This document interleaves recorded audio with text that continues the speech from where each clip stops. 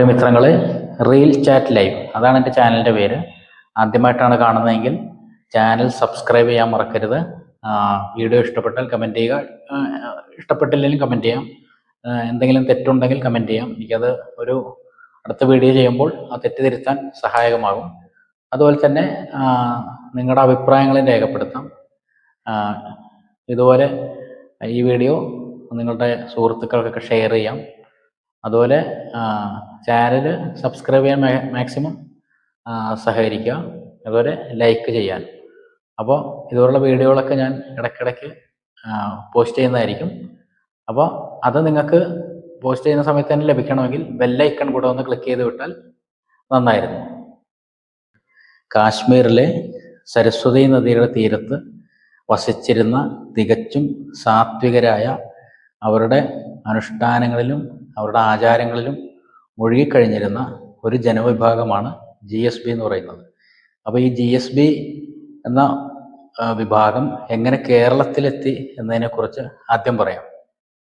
അപ്പോൾ ഈ ഗൗഡ സാരസ്വത ബ്രാഹ്മണർ തെക്കോട്ട് സഞ്ചരിച്ച് മഹാരാഷ്ട്ര, ഗോവ, കേരളം, കർണാടക എന്നിവിടങ്ങളിൽ കുടിയേറി പാർത്തു.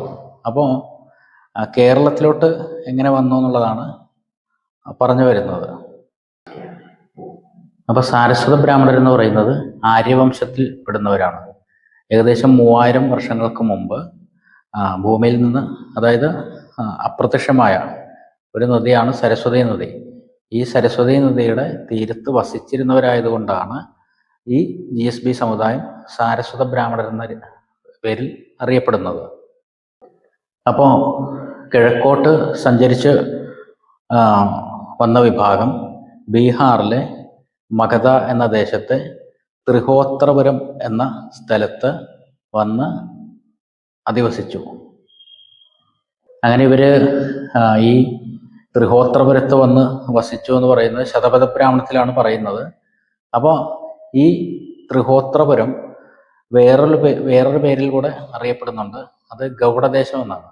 അപ്പോൾ അത് സ്കന്ദപുരാണത്തിലാണ് പ്രതിപാദിച്ചിരിക്കുന്നത്. അതായത് ബീഹാറിലെ മഗധയിലുള്ള ത്രിഹോത്രപുരം എന്ന് പറയുന്നത് ഗൗഡദേശം എന്ന പേരിൽ കൂടെ അറിയപ്പെടുന്നു. ഈ വിവരം പ്രതിപാദിച്ചിരിക്കുന്നത് സ്കന്ദപുരാണത്തിലാണ്. അങ്ങനെ ഗൗഡദേശത്ത് വസിച്ചവരാകയാൽ ഗൗഡരെന്നും ഇവരെ വിളിക്കുന്നു. അതായത് ഈ സാരസ്വതി നദിയുടെ തീരത്ത് വസിച്ചിരുന്ന സാരസ്വതർ എന്ന പേരും ഈ ഗൗഡദേശത്ത് വസിച്ചത് കൊണ്ടുവന്ന ഗൗഡ എന്ന പേരും ചേർത്ത് ഗൗഡ സാരസ്വത ബ്രാഹ്മണർ എന്ന് പിന്നീട് ഇവർ അറിയപ്പെടാൻ തുടങ്ങി. അങ്ങനെയാണ് ഈ GSB വിഭാഗത്തിന് ഗൗഡ സാരസ്വത ബ്രാഹ്മണർ എന്ന് പേര് വരാനുള്ള കാരണം. അങ്ങനെ ബീഹാറിൽ ഇവർ വസിച്ച് വന്ന സമയത്ത് BC 3-ാം നൂറ്റാണ്ടിൽ എന്നാണ് പറയുന്നത്, അതിരൂക്ഷമായ ഒരു വരൾച്ച ഉണ്ടാകുകയും അവിടെ ജീവിക്കാൻ നിവൃത്തിയില്ലാതെ ഇവർ പിന്നീട് വീണ്ടും തെക്കോട്ടേക്ക് പലായനം ചെയ്തു എന്നാണ് പറയുന്നത്. അങ്ങനെ അവിടെ നിന്ന് പലായനം ചെയ്ത ഇവരെത്തിച്ചേർന്നത് ഗോവയിലാണ്.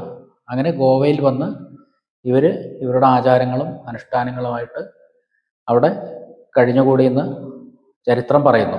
ഈ ഗൗഡ സാരസ്വത വിഭാഗത്തിൻ്റെ കഷ്ടകാലം ആരംഭിക്കുന്നത് AD 13-ാം നൂറ്റാണ്ടോടു കൂടിയാണ്. ഈ AD 13-ാം നൂറ്റാണ്ടിൽ ഗോവയിലേക്ക് വന്ന അലാവുദ്ദീൻ ഖിൽജി എന്ന വിദേശ ഭരണാധികാരി, വിദേശത്തു നിന്ന് വന്ന് ഇവിടെ ഭരണം പിടിച്ചെടുത്ത അലാവുദ്ദീൻ ഖിൽജി എന്ന ആ വ്യക്തി, ആ വിദേശി, ഈ ഗൗഡ സാരസ്വത ബ്രാഹ്മണർക്ക് ഒരുപാട് നാശനഷ്ടങ്ങൾ വരുത്തി. ഈ അലാവുദ്ദീൻ ഖിൽജി ഗോവയിലെത്തി ഗൗഡ സാരസ്വതരുടെ ക്ഷേത്രങ്ങൾ നശിപ്പിക്കുകയും അവരുടെ സ്വത്തും വിലപിടിപ്പുള്ള ഇതെല്ലാം കൊള്ളയടിക്കുകയും ചെയ്തു. അന്ന് വിജയനഗര സാമ്രാജ്യം ഭരിച്ചിരുന്ന ഹരിഹരൻ രണ്ടാമൻ എന്ന രാജാവിൻ്റെ സഹായത്താൽ മാധവമന്ത്രി എന്ന് പറയപ്പെടുന്ന ഒരു സാരസ്വത ബ്രാഹ്മണനേക്കാൾ ജീവിച്ചിരുന്ന അദ്ദേഹം അന്ന് വിജയനഗരം ഭരിച്ചിരുന്ന ഈ ഹരിഹരൻ രണ്ടാമൻ എന്ന രാജാവിൻ്റെ സഹായം തേടി അവിടെ ഉണ്ടായിരുന്ന ഈ അലാവുദ്ദീൻ ഖിൽജിയുടെ പിൻഗാമികളെ മുഴുവനും ഗോവയിൽ നിന്ന് തുരുത്തി ഓടിച്ചു എന്നാണ് ചരിത്രം എഴുതി വച്ചിരിക്കുന്നത്. അപ്പോൾ വിജയനഗര സാമ്രാജ്യവുമായിട്ട് സാരസ്വതർ ബന്ധപ്പെട്ട് കഴിഞ്ഞപ്പോൾ വിജയനഗര സാമ്രാജ്യത്തിൻ്റെ അവർ ആരാധിച്ചിരുന്ന മൂർത്തികളാണ് വെങ്കടാചലപതി എന്ന് പറയുന്നത്.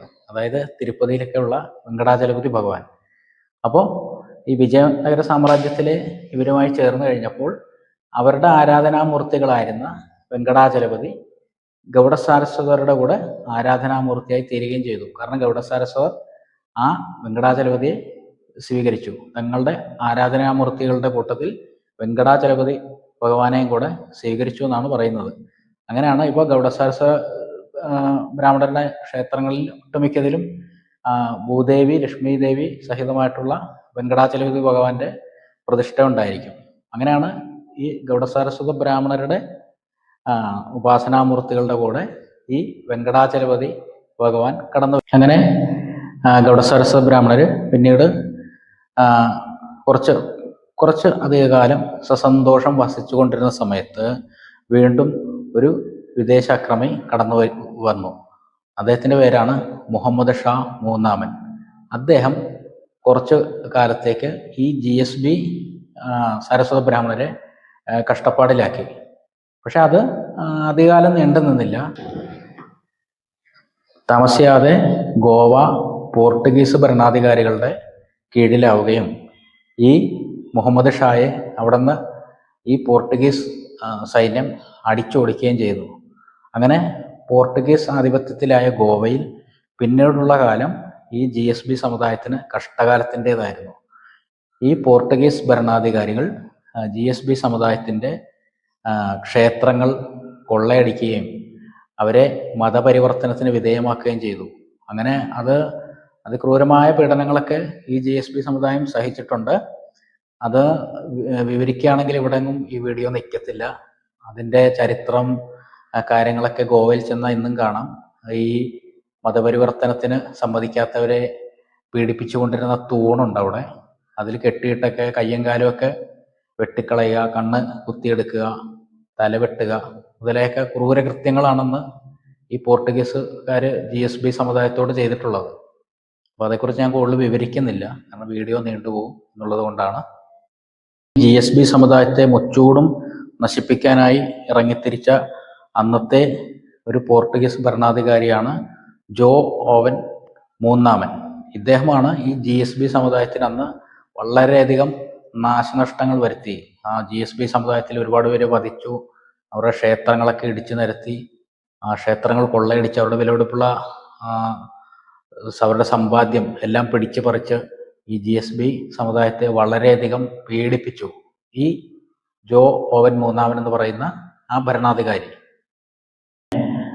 അങ്ങനെ പീഡനങ്ങൾ തുടരുന്നതിനിടയ്ക്ക് ഇനി ഗോവയിൽ നിന്ന് കഴിഞ്ഞാൽ തങ്ങളുടെ വംശം തന്നെ അറ്റുപോകുമെന്ന് തോന്നുകയാൽ ഈ ഗൗഡസാരസ്വത ബ്രാഹ്മണർ എല്ലാം ഉപേക്ഷിച്ച് തങ്ങളുടെ ഉപാസനാമൂർത്തികളെയും തങ്ങളുടെ കയ്യിൽ കിട്ടിയ സാധനങ്ങൾ എടുത്തുകൊണ്ട് ഗോവയിൽ നിന്ന് തെക്ക് ദിശയിലേക്ക് പലായനം ചെയ്തു എന്നാണ് ചരിത്രം പറയുന്നത്.